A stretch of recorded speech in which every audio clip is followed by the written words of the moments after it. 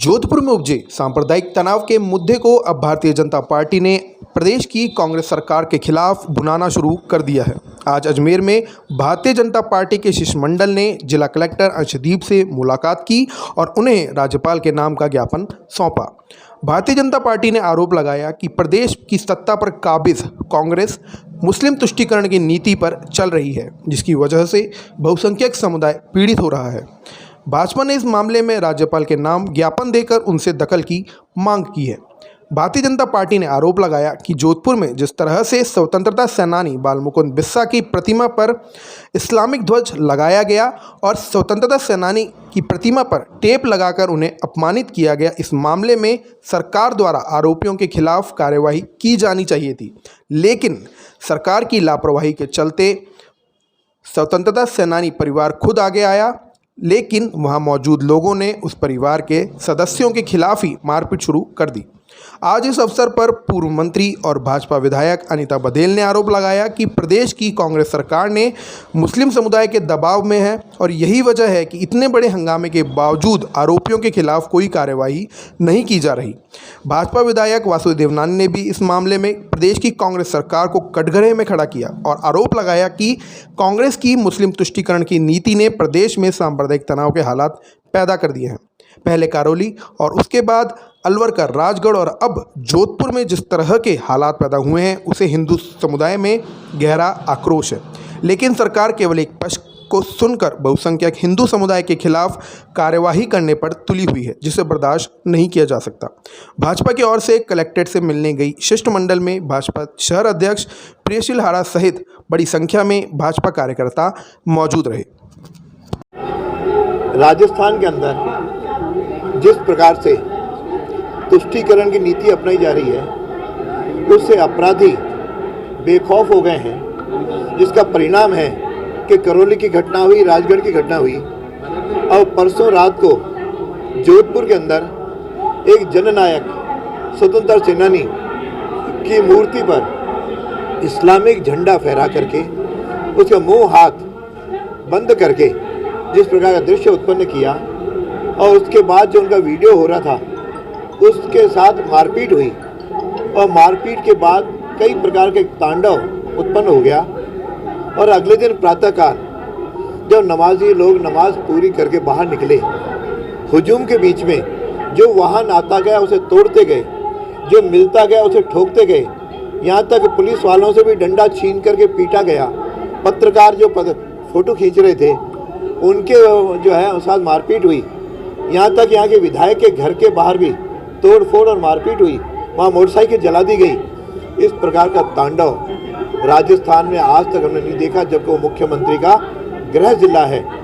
ऐसे स्थान पर मैं मुख्यमंत्री जी का जो आज स्टेटमेंट है उसकी भी निंदा करता हूँ, जिसमें उन्होंने कहा ये तो छुटपुट घटना है जो मैंने रोक दिया। यानी इस प्रकार की घटना को छुटपुट घटना से अपराधियों के और जो दंगा करने वाले लोगों के हौसले बुलंद होते हैं, उनको तुरंत रोका जाए।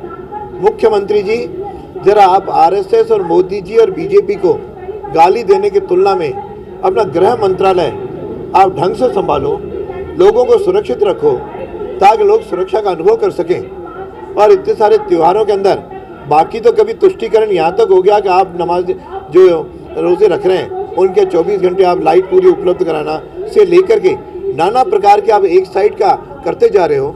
यह वोटों की राजनीति करना छोड़ो, अपराधियों के खिलाफ कठोरतम कार्रवाई करो और लोगों का सुरक्षित जीवन जीने के लिए आपको मुख्यमंत्री बनाया है, वो अपनी जो कर्तव्य का वहन करो, नहीं तो ये जनता आपको माफ़ नहीं करेगी।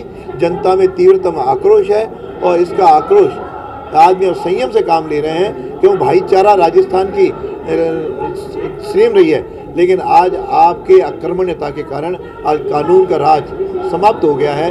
इसलिए ये सारा दृश्य उपस्थित हुआ है। इसलिए हम सब आपसे अपील कर रहे हैं कि आप तुरंत अपराधियों को कठोरतम कार्रवाई करो ताकि इनके हौसले ख़त्म हों और आदमी जो जनता निर्दोष जनता है उसको अपना जीवन जीने का हक मिल सके। जी मैम, किसको लेकर के आज राज्यपाल के नाम ज्ञापन क्या है? आज कलेक्टर महोदय को राज्यपाल के नाम ज्ञापन दिया है जोधपुर की घटना को लेकर के। परसों रात्रि को ईद की पूर्व तैयारियों को लेकर के मुस्लिम समुदाय के लोगों द्वारा जालोरी गेट पर सजावट की जा रही थी। जालोरी गेट पर सजावट की गई, वहाँ तक किसी को आपत्ति नहीं थी, लेकिन उसी गेट के बाहर एक बालमुकुंद बिस्सा जी की शहीद हैं वो, उनकी मूर्ति लगी हुई और सर्किल बना हुआ है। उस मूर्ति और सर्किल पर भी इस्लामिक झंडा फहराया गया और उस इस्लामिक झंडे को लगाने के लिए शहीद के मुखमंडल पर जो आंखें थी और मुंह था उसको काले टेप से चिपका करके बंद किया गया। तो शहीद के परिजनों द्वारा, जो कि वहीं रहते हैं, उन्होंने ये आपत्ति करी कि ये शहीद हैं, मूर्ति यहाँ लगी है, तो आप कृपया करके ये मूर्ति के ऊपर से झंडा हटा लीजिए, बाकी झंडा आप कहीं पर भी लगाए। सिर्फ इतनी सी बात को लेकर के वो जो नमाजी जो सजावट का काम कर रहे थे, उन्होंने कुछ और लोगों को बुलाया और बुला करके वहाँ इतना उत्पात मचाया, उन परिजनों को मारा। इसके साथ में जो आसपास की कॉलोनी में जो लोग रहते हैं उनके घरों में घुस करके उत्पात मचाया, महिलाओं के साथ में छेड़छाड़ की। और इसके बाद में रात्रि को जब बहुत ज़्यादा तनाव हो गया तो पूरा जोधपुर मंडल वहाँ इकट्ठा हुआ और रात को पुलिस ने उस मंडल के इकट्ठे होने पर, चूँकि इस प्रकार की घटना हुई थी तो लोगों का इकट्ठा होना स्वाभाविक था, और ऐसे स्वाभाविक एकत्रीकरण पर पुलिस द्वारा लाठीचार्ज किया गया रात के 11 बजे। और लाठीचार्ज करते हुए 12 बजे तक ये तनाव रहा, 12 बजे तक 2 बजे तक तनाव रहा। लेकिन दुर्भाग्य की बात यह है कि इतना तनाव होते हुए भी मुख्यमंत्री अशोक गहलोत जी पता नहीं मुसलमानों के किस दबाव में है, मैं तो स्पष्ट रूप से बोल रही हूँ। इतना दबाव देने के बावजूद भी, इतना तनाव होने के बावजूद भी उन्होंने ईद की परमिशन दी, नमाज की परमिशन उस स्थान पर दी, और देने के बाद 5 से 6-7 हज़ार लोग इकट्ठा हुए। और इकट्ठा होने के बाद में पुलिस पर जिस तरह से मारपीट की गई, उनके द्वारा जिस तरह से तनाव किया गया, जिस तरह से उद्दंड मचाया गया, वो हम सब के सामने है। तो ये अशोक गहलोत जी की मुस्लिम तुष्टीकरण की नीति है, जिसके कारण से ये लगातार तनाव बढ़ रहा है। ना केवल तनाव बढ़ रहा है बल्कि शांति व्यवस्था भी चौपट हो रही है। तो इस शांति व्यवस्था को बनाए रखने के लिए, क्योंकि प्रदेश के अन्य जिलों में भी इस प्रकार की घटनाएं हुई, ऐसा लगता है कि औरंगजेब का शासन वापस आ गया, जब मुस्लिम लोग जो है हिंदुओं की बहन बेटियों पर इस तरह से अत्याचार करते हैं। तो ये बर्दाश्त नहीं किया जाएगा, क्योंकि लोकतंत्र सभी धर्मों को, सभी धर्मावलंबन को एक साथ जीने का, अपनी पूजा पद्धति के अनुसार पूजा करने का अधिकार है। लेकिन ये अधिकार किसी ने नहीं दिया कि आप इकट्ठा होकर के किसी समुदाय विशेष पर इस तरह से हमला करेंगे। तो इस बात की